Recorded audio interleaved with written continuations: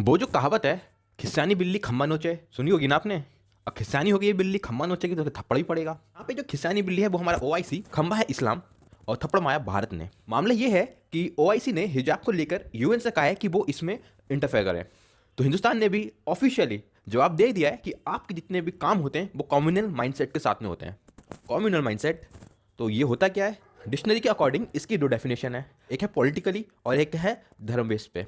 Political definition ये है कि कुछ लोग साथ में आते हैं, अपने पॉलिटिकल इंटरेस्ट साथ में रखते हैं, बाकी सब चीज़ों को साइड रखते हैं और डिसाइड करते हैं कि क्या करना चाहिए और क्या नहीं करना चाहिए। बल्कि रिलीजियस बिलीफ में ये है कि वो अपने बिलीफ को साथ रखते हैं, ऊपर रखते हैं, सबसे ऊपर रखते हैं एक्चुअली, फिर उसके अकॉर्डिंग फैसले लेते हैं। तो हमारा ओआईसी है, जब उसमें सारे कंट्रीज इस्लामिक हैं तो उनके लिए पॉलिटिकल वाला तो एंगल खत्म ही हो गया, तो धर्म वाला ही है क्योंकि उनका देश भी धर्म वाला है। और केवल ये बात नहीं, आगे जो मैं आपको बातें बताने वाला हूँ उनसे आपको खुद समझ में आ जाएगा कि मैंने इनको धर्म वाला कम्युनल क्यों बोला है। मैंने आपको बताया कि ओआईसी ने हिजाब के लेकर स्टेटमेंट दिया है कि यूएन को उसमें इंटरफेयर करना चाहिए और इसको इंटरनेशनलाइज करने की कोशिश की गई है। जबकि हकीकत ये है कि जो हिजाब वाला मामला है वो हिंदुस्तान के एक राज्य के एक जिले के कुछ स्कूलों में है। तो ये पूरे हिंदुस्तान में छोड़ो, पूरे स्टेट में तक नहीं है।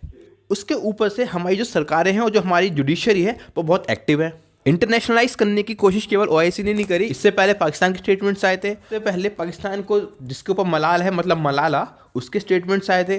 टर्क ने भी स्टेटमेंट दिए थे। अब ये एक जिले के एक स्कूल के कुछ बच्चों के बीच के विवाद को ये इंटरनेशनलाइज करने की कोशिश कर रहे हैं। अगला जो इन्होंने आरोप लगाया है वो ये है कि हिंदुस्तान में मुस्लिम्स के ऊपर काफ़ी अटैक्स हो रहे हैं। मुझे तो कोई अटैक दिखा नहीं या याद नहीं आ रहा। अगर आपको कुछ याद आ रहा हो तो मेरे को कमेंट सेक्शन में बता दीजिएगा। उसके बाद ये बोलते हैं कि हिंदुस्तान के उत्तराखंड में हेट स्पीच दी गई थी मुस्लिम्स के खिलाफ। वो केवल हेट स्पीच थी, उन्होंने कुछ ऐसा कांड कर्म किए नहीं थे और उसमें भी गिरफ्तारियां हुई हैं, सरकार एक्टिव है और पुलिस एक्टिव है। पर इनका मुंह सिल जाता है जब ओवैसी ब्रदर्स स्टेटमेंट देते हैं कि 15 मिनट के लिए पुलिस हटा दो। अभी अभी ओवैसी ने अपनी एक जनसभा में पुलिस वालों को धमकाया था। तो ये केवल 2 नाम है, ऐसे बहुत बड़ी लिस्ट है, तो इनके ऊपर इनका मुंह सिल जाता है। अगला झूठ इन्होंने बोला है कि हिंदुस्तान में हिजाब पहनने पर ही बैन लगा दिया है। आप समझ रहे हो ना कि आप ना घर में हिजाब पहन सकते हो, ना गली में, ना मोहल्ले में, कहीं पर भी हिजाब नहीं पहन सकते।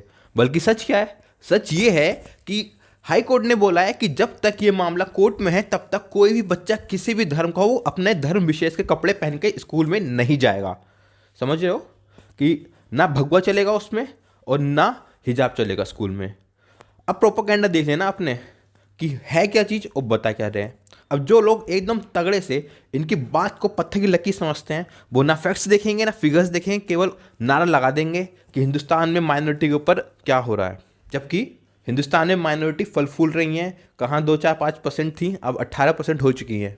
अभी पीछे आपको ध्यान होगा ना, पाकिस्तान में एक श्रीलंकन को मार दिया था केवल इसलिए क्योंकि उसको उर्दू नहीं आती थी और उसने कुछ पेपर हटा के फेंक दिया था जिसमें उनके हिसाब से इस्लाम की कुछ आयतें लिखी थी। जो भी मामला था वो ब्लास्फेमी का जो कॉन्सेप्ट था उनका, उसके ऊपर ना कोई कार्रवाई हुई थी, ना कुछ हुआ था, कुछ नहीं, भीड़ ने मार दिया।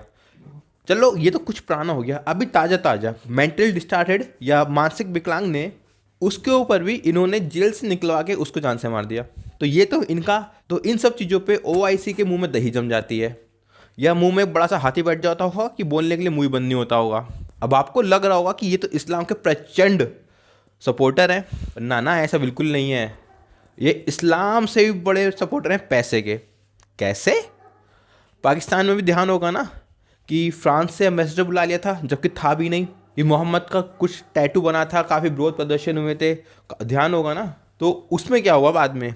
उसमें कुछ नहीं हुआ, फ्रांस ने 2-4 रुपये ने फेंक के दे दिए, अब मुंह बंद हो गया, अब बिल्कुल सब सही है। चलो ये तो हो गई पाकिस्तान की बात। हम कर रहे थे ओआईसी की बात। ओआईसी ने स्टेटमेंट दी है कि चाइना जो है वीगर मुस्लिम्स का बहुत बढ़िया व्यवहार कर रहा है। आपको पता है ना चाइना में वीगर मुस्लिम की क्या हालत है? अगर नहीं पता हो तो कमेंट्स में बता दीजिए, अगली वीडियो इसी के ऊपर बना देंगे। तो वो वाला गाना सुना है ना, न बाप बड़ा न भैया सबसे बड़ा रुपया, तो इसमें बस सेम है, न इस्लाम बड़ा ना इंसान सबसे बड़ा रुपया। आए दिन पाकिस्तान और बांग्लादेश से एक न्यूज़ आती रहती है कि जबरन धर्म परिवर्तन करवा दिए, मंदिर में घुस के तोड़फोड़ कर दी। इन सब चीज़ों पे ओआईसी बिल्कुल शांत, कुछ नहीं बोल रहा, एक बूंद भी नहीं। तो अब समझ में आ गया ना कि कॉम्युनल माइंडसेट क्यों है ये। तो ये था हिंदुस्तान का करारा थप्पड़ ओआईसी के मुंह पे। अब मिलेंगे अगली वीडियो में, तब तक जय हिंद।